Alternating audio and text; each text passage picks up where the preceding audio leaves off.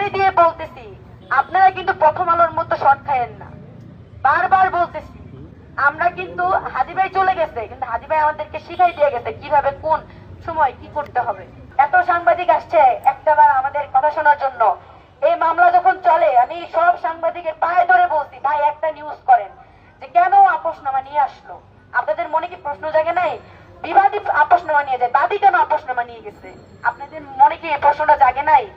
কেন আপনারা এখন আসছেন? আগে কেন আসেন না? 11 দিন যখন জেলে ছিলাম কোন সাংবাদিক কেন নিউজ করে নাই যে তাহারিমা কেন 11 দিন ধরে জেলে? কেন এই প্রশ্নটা করে নাই? কিছু তথাকথিত সাংবাদিক আছে যারা আমার বয়স জানাও নিউজ করে যে আসলে জুলাই যোদ্ধা তাহারিমার বয়স কত। তারাও নিউজ করে যে আমি নাকি সময় টিভির মতো এত বড় একটা চ্যানেল কিভাবে নিউজ করলো যে আমি এই দুর্জয়কে হানি ট্র্যাপ করে ওইখানে নিয়ে গিয়ে ওকে ওর থেকে টাকা নিয়ে ওকে রাস্তায় ছেড়ে দিয়েছি, চৌরাস্তায় ছেড়ে দিয়ে আসছি। সময় টিভির মতো এরকম। এখন সময় টিভি এখানেই আছে। এখন যে সময় টিভিকে ভুয়া বলে নিউজ দেয়, সময় টিভি সেম কাহিনী আমাকে সবসময় ওরা নেগেটিভ ভাবে প্রেজেন্ট করে। তা ওনারা এইভাবে প্রেজেন্ট করছে, সকালে রিমান্ড, দুপুরে জামিন, সন্ধ্যায় মুক্তি। এটা কেমন কথা?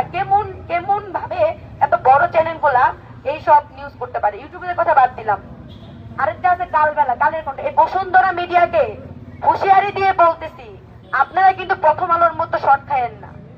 বারবার বলতেছি, আমরা কিন্তু হাদি ভাই চলে গেছে, কিন্তু হাদি ভাই আমাদেরকে শিখাই দিয়ে গেছে কিভাবে কোন সময় কি করতে হবে। আপনারা দয়া করে এতটুকু আপনাদের কাছে রিকোয়েস্ট, আপনারা ভালো হয়ে যান, নয়তোবা আপনাদের উপর আবার স্টুডেন্ট বা আমাদের যে ক্ষোভটা সেটা প্রকাশ হয়ে যাবে অতি শীঘ্রই।